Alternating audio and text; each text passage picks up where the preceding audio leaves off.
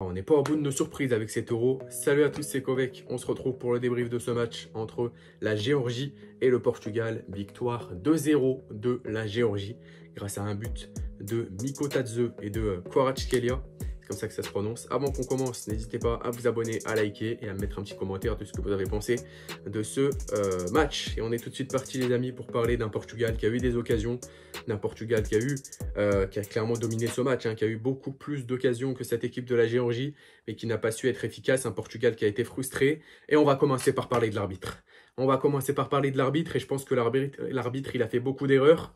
C'était un arbitre suisse, il s'appelle exactement, alors j'ai noté son nom, Sandro Schauer, arbitre suisse du coup de cette rencontre. Je pense qu'il a fait quand même un mauvais match au niveau de l'arbitrage. Voilà, d'ailleurs la faute déjà pour le Portugal. Et au lieu de donner le coup franc pour le Portugal, il donne un carton jaune au joueur portugais. Je crois que c'était Neto qui s'écroule, je ne me rappelle plus.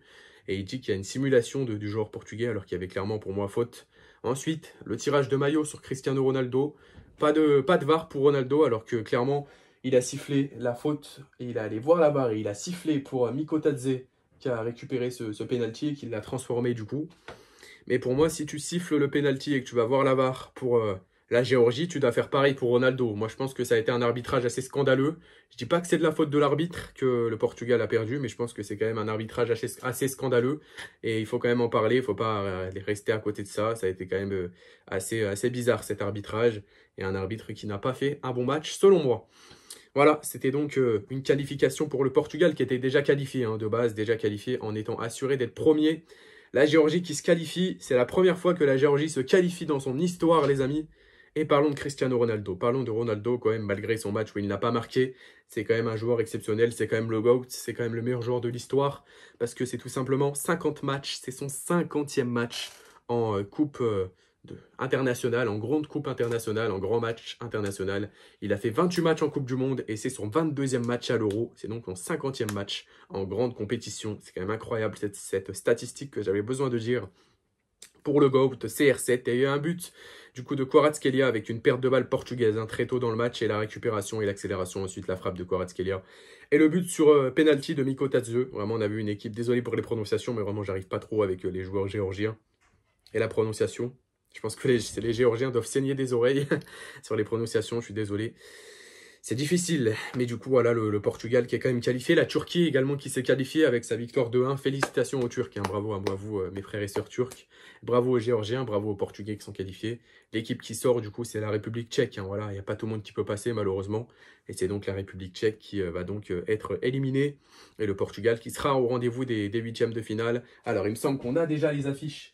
Suisse-Italie, Allemagne-Danemark, Angleterre-Slovaquie, Espagne-Géorgie, France-Belgique, Portugal-Slovénie, Roumanie, Pays-Bas et Autriche-Turquie. On a déjà des finales avant l'heure, c'est incroyable les amis. Et on rappelle aussi pour l'équipe de France qui affrontera la Belgique et la France en cas de victoire en huitième de finale. Elle affrontera soit le Portugal, soit l'Espagne, soit l'Allemagne. C'est quand même un truc de fou. Tous les gros qu'on peut se taper pour l'équipe de France, mais bon, ça, c'est pas le sujet, les amis. Le sujet, c'est que le Portugal s'est fait surprendre par cette équipe de la Géorgie. Moi qui avais hésité à parier sur buteur de Miko Tadze, mais bon, j'ai annulé mon pari au dernier moment. J'allais mettre la maison sur Miko Tadze, parce que je me disais, bon, je savais qu'il allait marquer. Mais bon, j'ai annulé mon pari, mais bon, c'est pas grave quand même. Et on va rappeler quand même les notes des joueurs. Miko Tadze, 7,8, Kvaratskhelia, 8, Kochorashvili 7. Ensuite, on va rappeler du côté du Portugal avec Conceição 6,5. CR7, sa note, elle est tout simplement à 6,2 pour Cristiano Ronaldo. Il est sorti assez tôt dans le match. Je trouve qu'il aurait dû le laisser un petit peu plus, surtout pour rentrer Gonzalo Ramos, qui n'a pas fait un si bon match, que c'est une si belle entrée que ça. Ensuite, 6,8 pour Paulinha, 7,2 pour Neto. Ensuite, Costa 5,8. Mamardashvili, quel match. Quel match de Mamardashvili, le gardien de la Géorgie. Franchement, il a été là sur tous les bons ballons. Il a fait un match exceptionnel, le gardien de la Géorgie. On peut le féliciter quand même. Dvali, 7,2. Bon match défensivement. Pareil pour Kashia, 7,5. Donc voilà, on a vu une équipe de la Géorgie qui a très bien défendu, qui savait son objectif de gagner, de surprendre le Portugal, et qui n'était pas encore parfaitement qualifié. Enfin, c'était le match pour se qualifier pour la Géorgie, sinon il n'était pas encore qualifié, il me semble. Surtout, voilà, avec cette victoire de la Turquie, qui a fait donc égalité de points entre la Turquie et la Géorgie. Même avec égalité de points, même avec l'égalité de points. Du coup, c'est la Turquie qui passe devant avec le goal average, il me semble. Ils ont 4 points, les deux. Et le Portugal, du coup, qui est premier, deuxième. Et voilà, la sortie de la République tchèque. En tout cas, on aura vécu des journées assez serrées avec Ukraine-Belgique. Déjà, il y a eu 0-0. Ensuite, ce match. Et l'autre match aussi entre la Turquie et la République tchèque, où la Turquie a gagné 2-1. Franchement, j'avais prédit ça et c'est mérité pour la Turquie.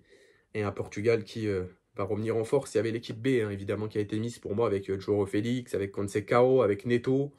Je pense que Félix a fait de la bonne intensité, a tenté de faire un bon match, mais bon, voilà, c'est quand même compliqué de dire est-ce qu'on va le titulariser direct.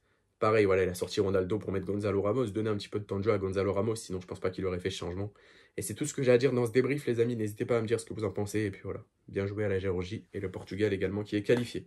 Voilà, on se retrouve samedi pour le prochain live. Suisse face à l'Italie, pardon, je vais y arriver. Et Allemagne-Danemark. Voilà, 17h25 pour Suisse-Italie, 20h25 pour Allemagne-Danemark. Ciao, ciao.